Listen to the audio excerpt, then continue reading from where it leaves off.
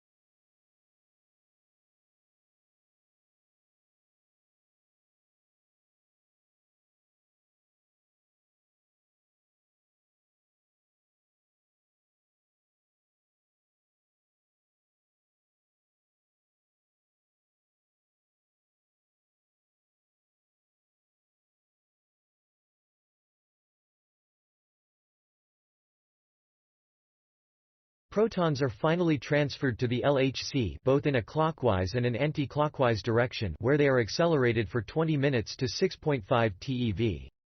Beams circulate for many hours inside the LHC beam pipes under normal operating conditions. For each collision, the physicist's goal is to count, track and characterize all the different particles. The charge of the particle, for instance, is obvious since particles with positive electric charge bend one way and those with negative charge bend the opposite way. Also, the momentum of the particle can be determined. Large Hadron Collider (LHC) is the world's largest particle accelerator, lies in a tunnel. The LHC is a ring roughly 28 kilometers around that accelerates protons almost to the speed of light before colliding them head-on. Protons are particles found in the atomic nucleus, roughly 1,000 millionth of a meter in size. The LHC starts with a bottle of hydrogen gas, which is sent through an electric field to strip away the electrons, leaving just the protons. Electric and magnetic fields are the key to a particle accelerator.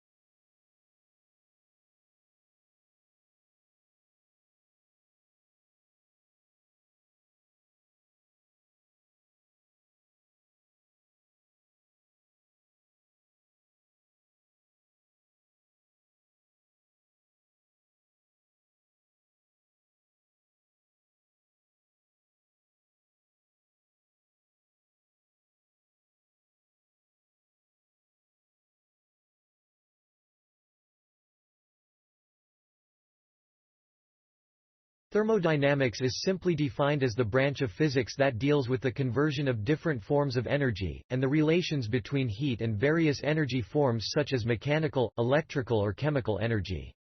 Kinetics deals with the actions of forces that cause various motions, also known as dynamics, and it is concerned with the rate of reactions. Temperature is the average kinetic energy within a given object. Thermal energy is defined as the total of all kinetic energies within a given system.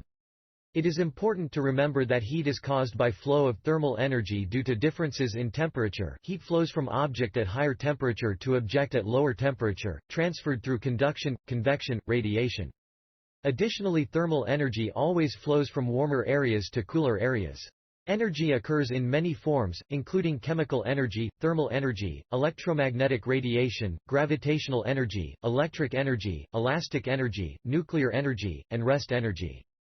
These can be categorized in two main classes, potential energy and kinetic energy.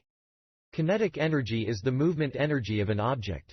Kinetic energy can be transferred between objects and transformed into other kinds of energy. Kinetic energy may be best understood by examples that demonstrate how it is transformed to and from other forms of energy.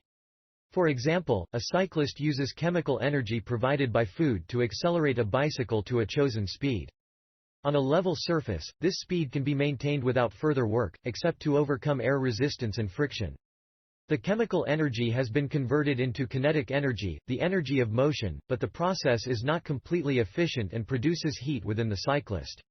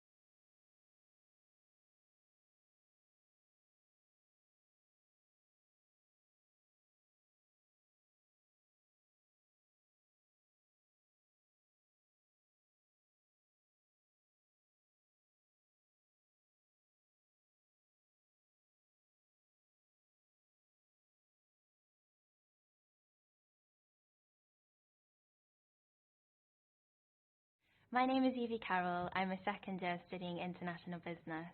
My degree subject is made up of tutorials, lectures and independent learning, and today I'm going to speak about tutorials. Before each tutorial, we're asked to prepare in advance. We're usually given reading lists, which we have to complete before each tutorial. We are given websites to look at, e-journals to look at, and we have to prepare by writing our notes down. In every tutorial there's about 5 to 15 students, and these are led by the tutors, which are usually masters or PhD students. And then when we come into the tutorial, we are put into small groups and we're asked to discuss our ideas, generate new ideas, and then feedback to the class. During our tutorials there's lots of support given. Our tutors are there so that we can ask questions at any time. We also have our peers there, which we can also ask questions to. If we need help before the tutorial, we can email in any of the tutors and they'll provide you with help. The difference between lectures and tutorials is that in lectures you usually have about 200 to 300 students, whereas in tutorials there's about 5 to 15 students, which allows you to discuss matters, put your hand up and talk to your tutors about any difficulties you may have with a subject. The skills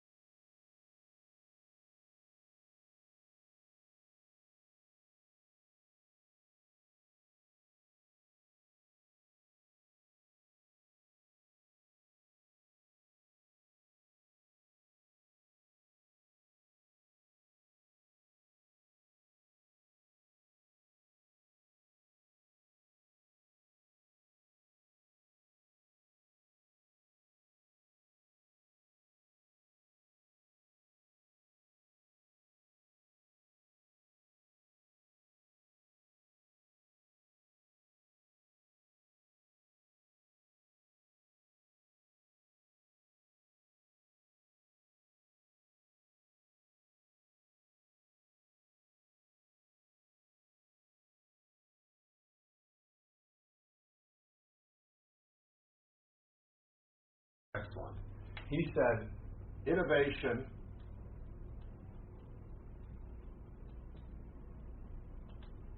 equals invention. And let me just stop here. Innovation equals invention. Often people mistake these two things for the same thing. Innovation equals invention. They are not. Innovation is something that generates value for the world. It makes something faster, better, cheaper. It gives someone some great satisfaction. An invention is an idea, a technology, a patent. In and of itself, it does not generate value. So these two are not the same thing. And sometimes you see them interchange, and that's not correct. So innovation equals invention times commercialization.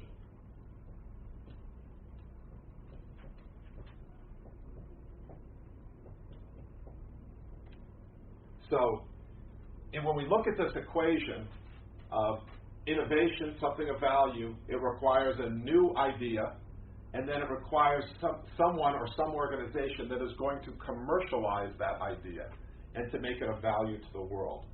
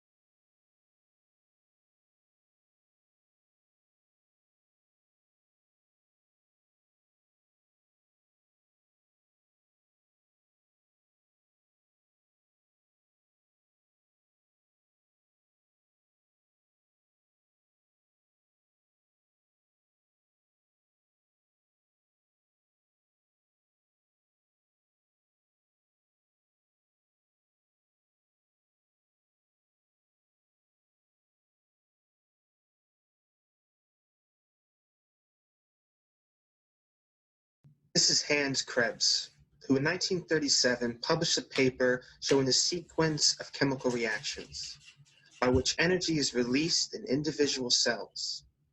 It's called the Krebs cycle, which some of you may remember from your chemistry course in high school.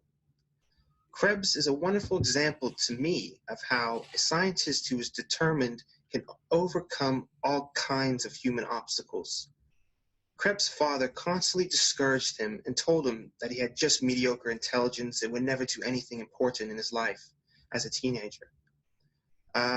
What Krebs remembers in his memoir, his father said to him, "You can't make a silk purse out of a sow's ear."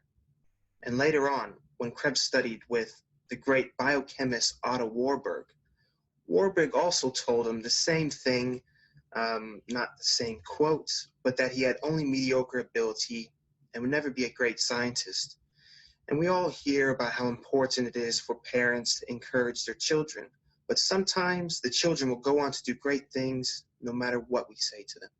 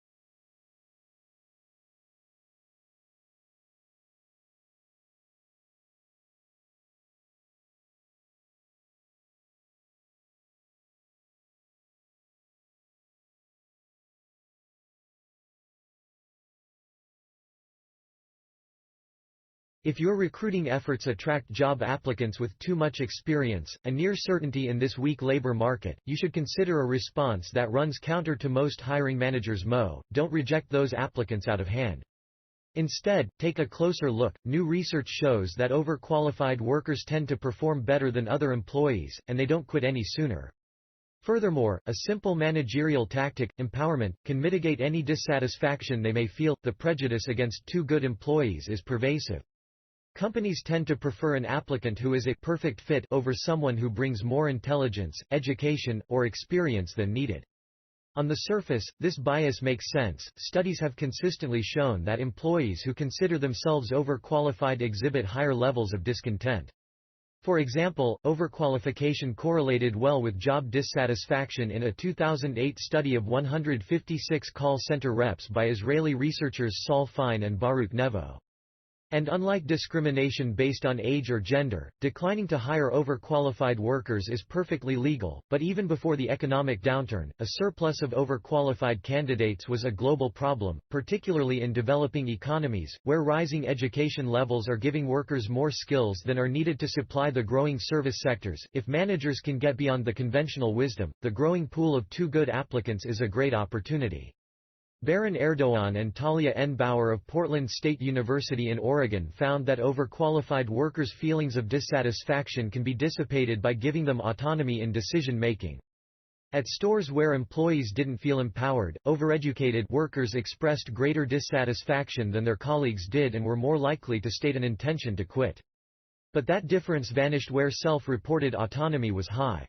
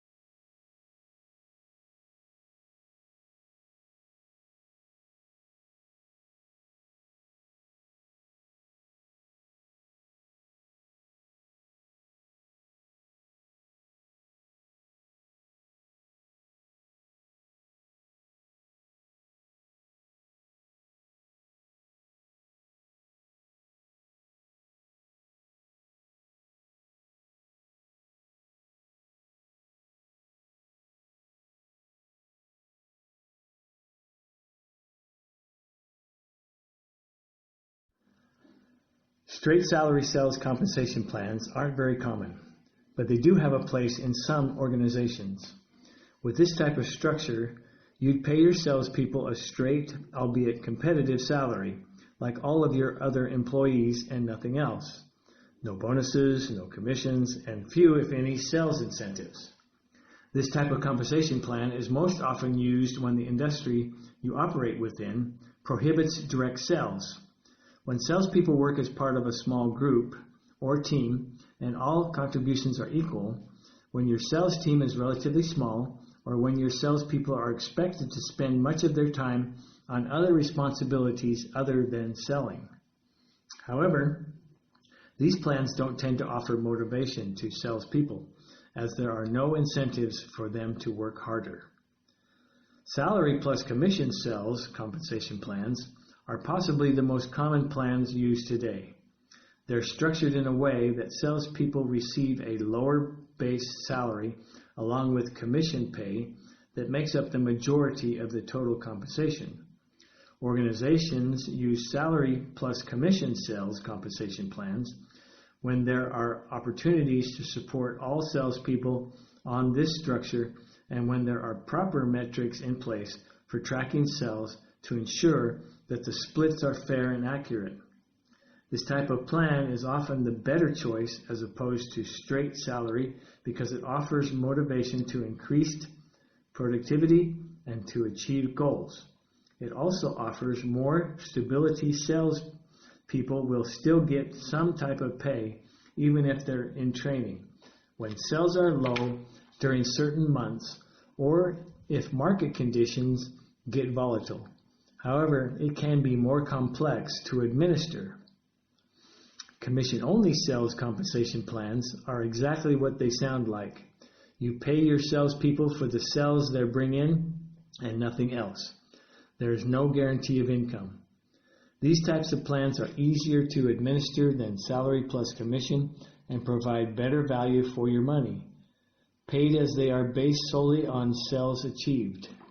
They also tend to attract fewer candidates, but do attract the most top performing and hardest working sales professionals who know they can make a good income because they know how to sell. On the other hand, though, they can create aggression within your sales team and low income security, which can lead to high turnover rate and sales rep burnout from stress.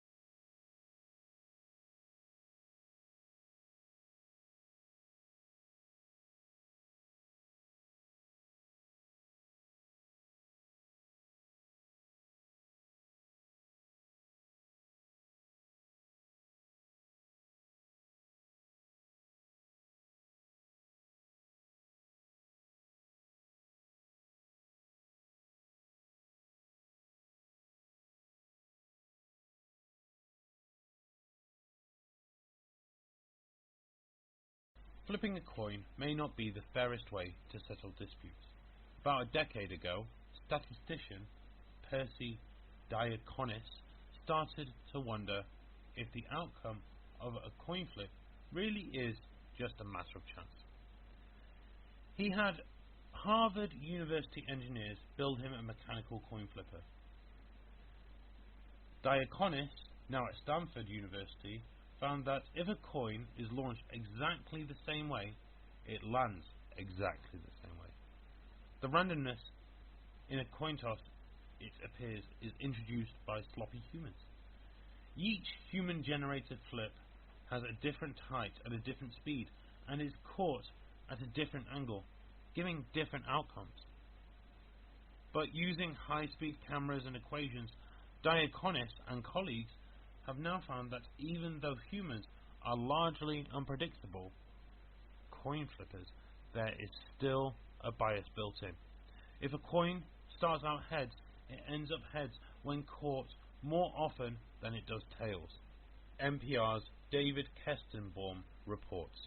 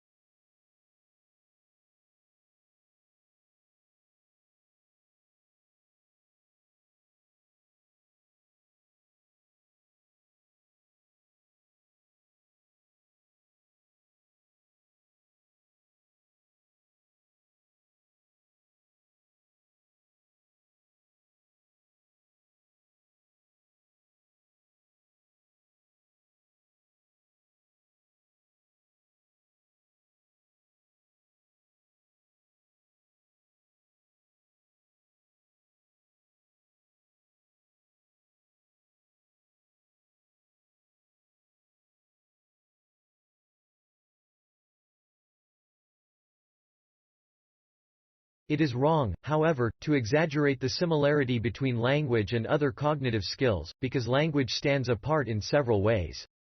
For one thing, the use of language is universal. All normally developing children learn to speak at least one language, and many learn more than one. By contrast, not everyone becomes proficient at complex mathematical reasoning, few people learn to paint well, and many people cannot carry a tune. Because everyone is capable of learning to speak and understand language, it may seem to be simple.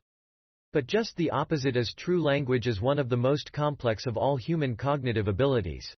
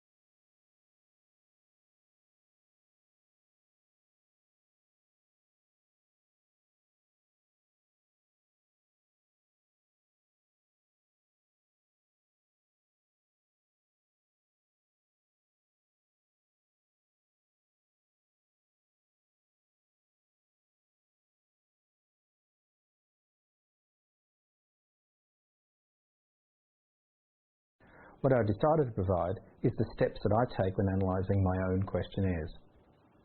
However, before I begin, it would be useful to remind you of a few terms we use when talking about questionnaires. Questions can be divided into three types. This is sometimes called level of measurement. Firstly, we have category type questions, which are also known as nominal questions. These are when participants select from a list of categories for their response, such as male or female, or they may include ethnic origin. Secondly, we have ordinal type questions. These are similar to category questions, but instead of the categories being independent, there is some sort of order between them. If we ask people to indicate their age in categories, this is an ordinal type question. Thirdly, we have continuous questions. These are any question that can be answered by a number. It could be an open-ended question asking participants to tell you how many times they attended lectures or how often they used a VLE. Or it could involve asking them to rate the importance or intensity of some experience. The reasons I reminded you of these types of questions is that our choice of question dictates the types of analysis we can use. Therefore, it is important to get our questionnaires correct in the first place.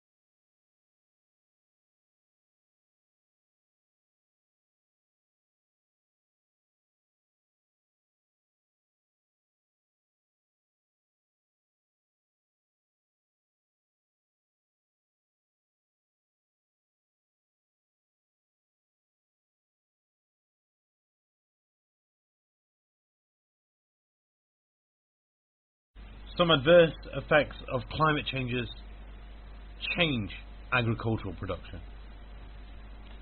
Some lands are just merely unsuitable for growing crops.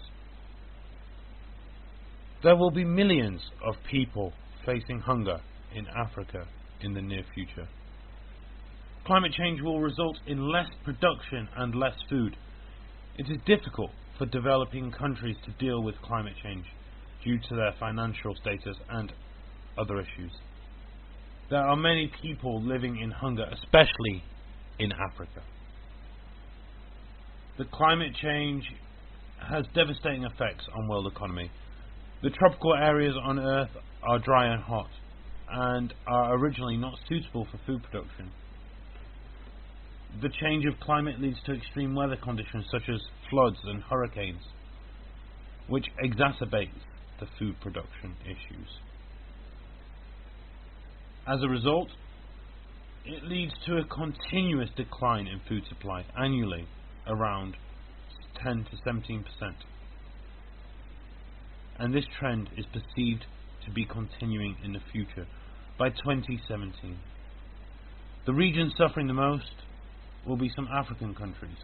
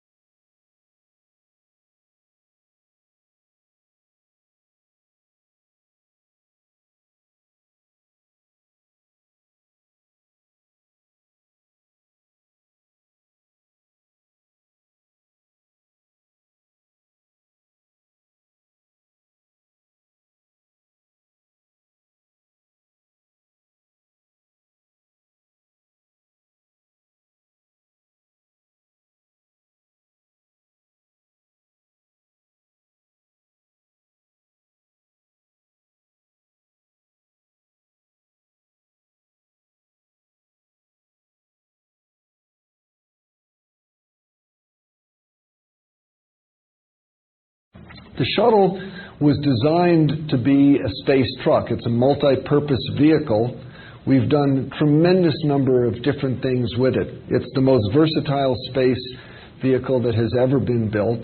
We've used it to launch satellites. We've used it to repair satellites in orbit and put them back into orbit.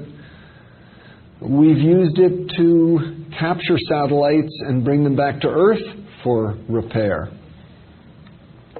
We've outfitted it with the Space Lab built by our European partners and used it before the era of the space station to do scientific research. We used it as part of our partnership with the Russians, which is still continuing, first as part of the Mir space station, where we actually prolonged the useful life of Mir by several years through logistical supply visits with the shuttle. And now, of course, we're using it to build the new International Space Station, which is a huge international partnership.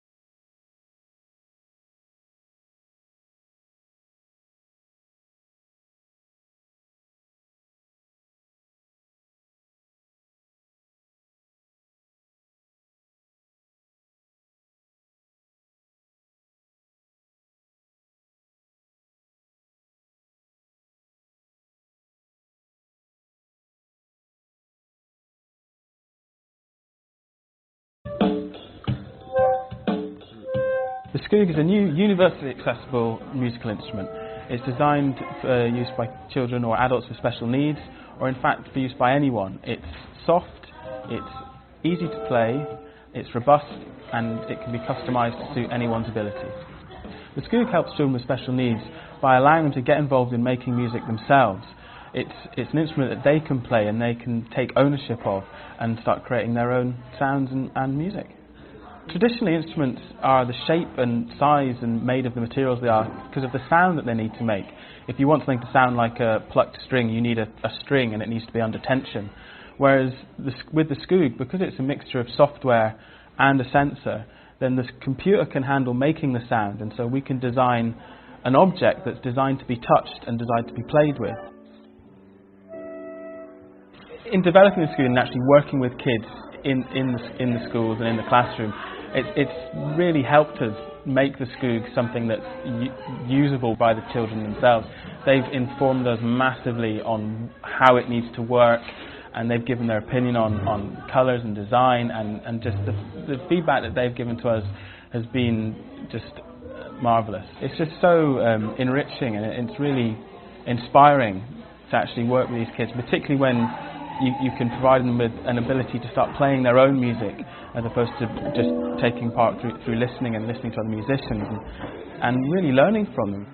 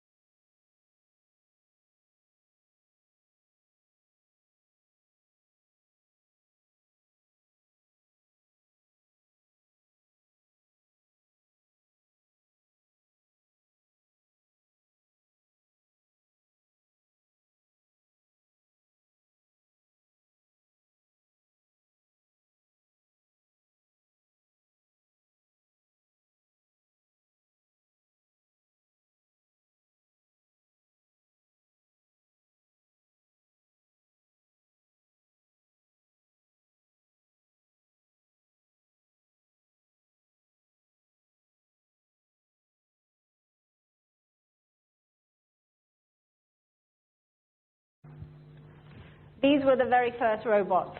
They were characters in a play in the 1920s called Rossum's Universal Robots. And the play was written by a Czech writer called Karel Čapek.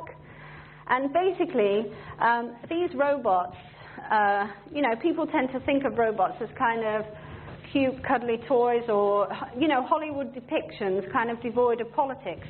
But the first robots were actually created and imagined in a time of absolute political turmoil. You just had the First World War, you know, finished. That had a devastating impact across Europe, and so people were kind of reflecting on what does it mean to be human, what makes us human, those kind of questions. And this kind of context is what inspired Čapek to kind of write this play. And interestingly, these robots, being human, they are actually in the play assembled on a production line, a bit like the Ford manufacturing production line. So even though they are human, they are assembled, and these robots are designed to labour, and that is their primary purpose in society.